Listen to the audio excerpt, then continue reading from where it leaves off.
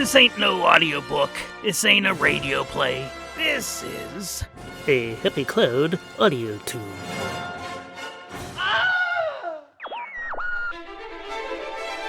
It's that time again for the Further Adventures of Rune, Return of the Miggins, brought to you by Happy Cloud Media and Chrome Toothpaste.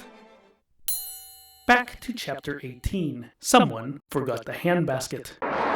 Before long, they were indeed lost in a dense forest of dying trees, sharp branches bare and grasping. Hollowed spaces glared out at them like agonized eyes and wailing mouths. Rune shuddered. Within any of these trees could be one or more of Circe's soldiers, the half-wood spirit, half-succubus creatures, ready to invade an unwary body, to drink its blood and judge its fashion. The Succudryads. Nil got worse. With the tortured wood came the thickened mist, which held a weight of its own. Each passing step became a testament of will, a vicious slog through viscous fog. They linked arms and trudged towards the gloom. Finally, they crested a ridge and found the Unkillibles waiting at its apex. As the ridge sloped sharply downward, could be seen a great swath of barren land terminating at a cliff and the yawning nothing behind.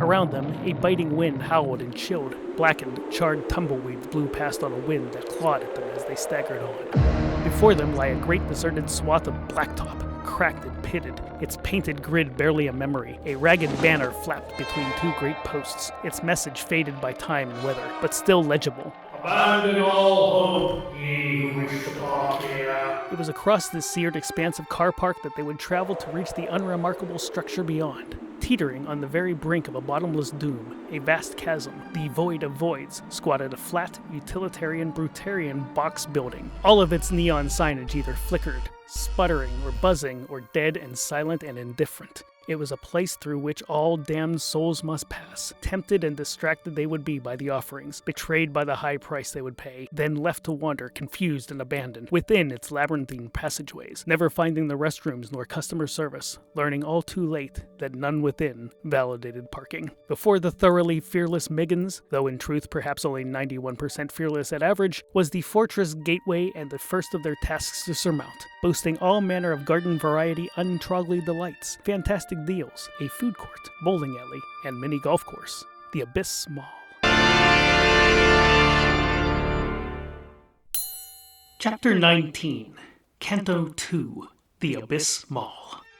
Dusty read the cracked and peeling banner above the double doors, made of the glass darkly, through which he peered. Abandon all hope, ye with disposable income. Well, that's business for you. Inside the mall, with its open floor plan and high glass ceilings allowing for light and a friendlier atmosphere, diminished by the gloom and despair that flowed through instead, was awash with groaning, stumbling mall walkers. Most shambled their endless way around the perimeter, others zipped around, snarling through bloody, foaming maws, grudgingly tolerated by their slower peers. The Gax frowned. I sat through 8 fleens of Alb's Day school classes, and I don't remember hearing about a shopping mall of any kind. Thought we had to travel down some river and listen to Styx. Would that be better or worse? We need a plan, said Scarlett. We need the passes, said Father Dawn. Not to being dead, we're gonna need something to distinguish us from all these damned souls. Let the to whom it may concern know we're just a passing through. Ah, like a dry cleaner ticket, offered Dusty. Sorta like that, only different in every conceivable way. We done? Asked Rune. The ancillary characters fell silent. Wiping at the glass, he peered through the filth and damned souls and tried to read the standing directory just beyond the door.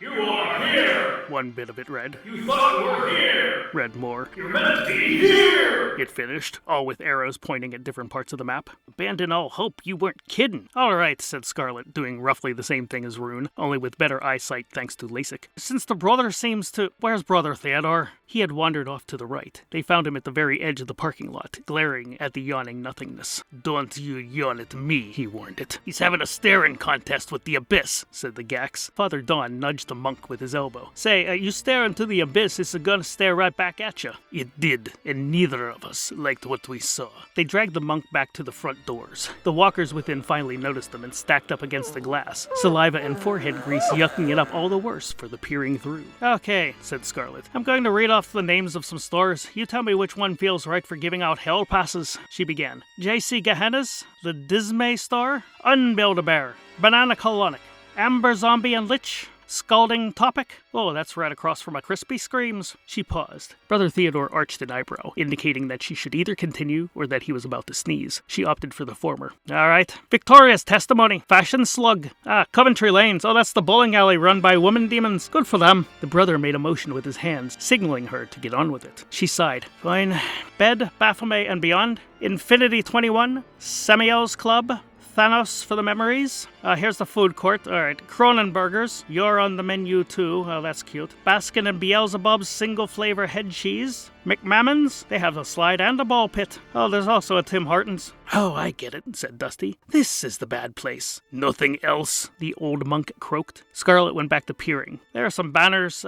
Short drive to Clive's Dive, now with chives. Don't know what that means. Oh, and they posted the winning numbers for Shirley Jackson's lottery, offered Dusty. Powerball, she concluded. They looked to the monk for guidance. With the wisdom of his age, he dozed off on his feet. Let's try the Tim Hortons, said Rune. They plowed through acres of gooey, rotting, moaning mall walkers of the damned, only to find the Tim Hortons closed. Typical. They wound up in Semios Club, even though it was a bulk store and none of them needed that much hell. A singular sign warned, Abandon all hope, ye who enter our changing rooms. Oddly enough, it was deserted, without even a single zombie to check their membership cards. Silent, too, but for the buzzing of the sparse overhead Nicola juice lights, flickering and giving off more gloom than illumination. Well, Said Rune. I don't trust this. Hey, thing one. The unkillable Bluebottle snapped to attention. You called me Mon Capitan? I'd never call you that. I meant the other one. The other one snapped to attention. Enter the famous Eccles, facing forward, feeling a sneeze coming on. Rune grimaced. Go scout around, see what you can find.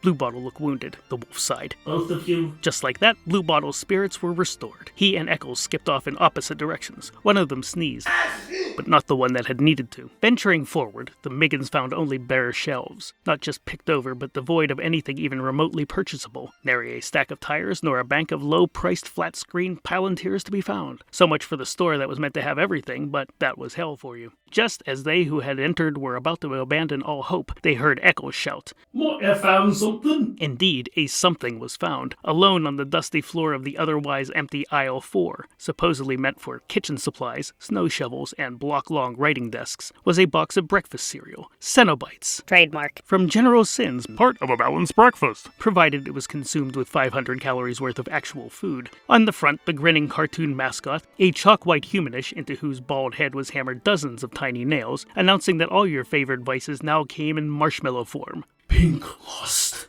yellow sloth, orange wrath, green envy, blue pride, and purple horseshoes. Now with extra gluttony and a surprise inside. Presumably, greed was in the price. Eccles stood over the box, fully chuffed. Trap! Said all. But the famous Eccles didn't listen. Easily, he opened the cardboard top. Too easily.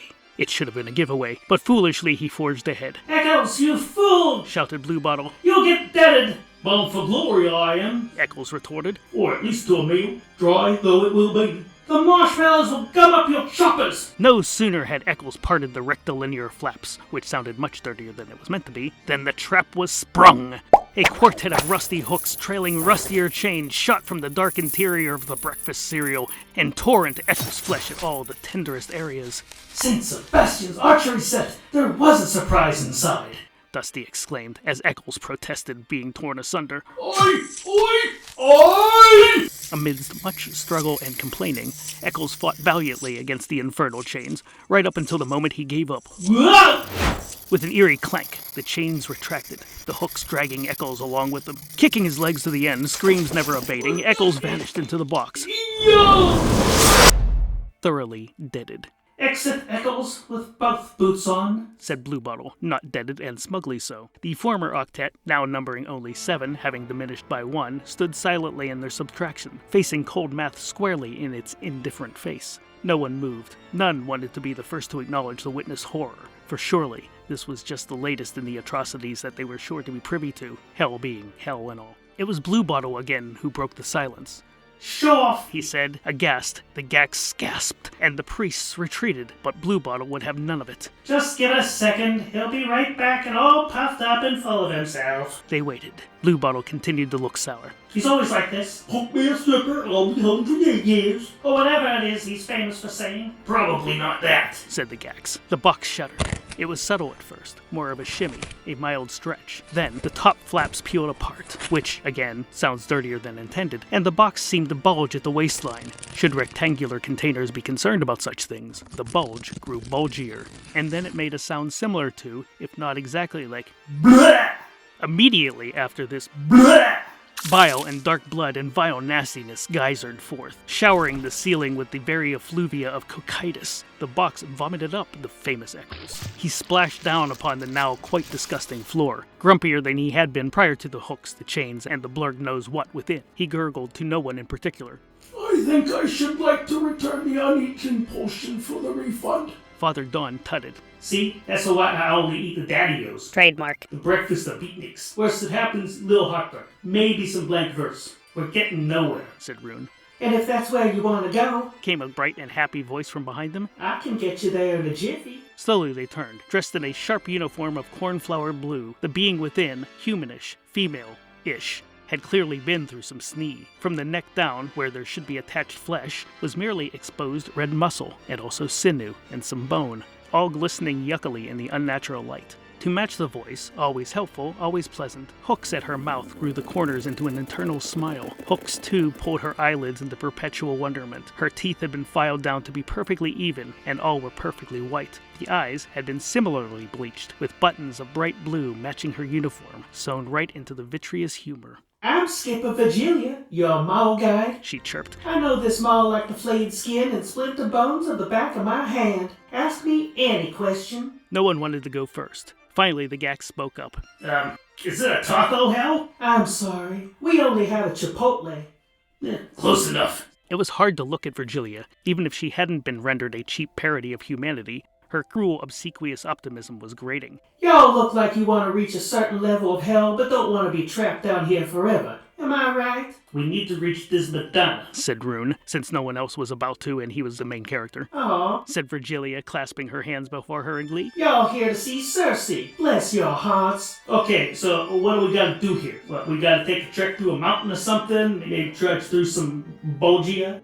Huh? Nobody was impressed by his use of old scooperish, I love a rut. said Brother Theodore, in the exact same hateful way he said everything else, but clarifying for everyone the word Bolgia, It's more of a trench, I think, or something much more trench-like. said Dusty. Oh no, silly. It's much easier than that. She turned with a flourish. Suddenly, behind her, where all were 90% certain it hadn't been before, was a service elevator of cherry wood and polished brass and violated safety code. We can take the elevator. There was a lot of groaning, Unless, of course, and she gestured to another suddenly there conveyance to her right. you'd rather take the hexcalator. Join us next week at whatever time you want for the Further Adventures of Rune.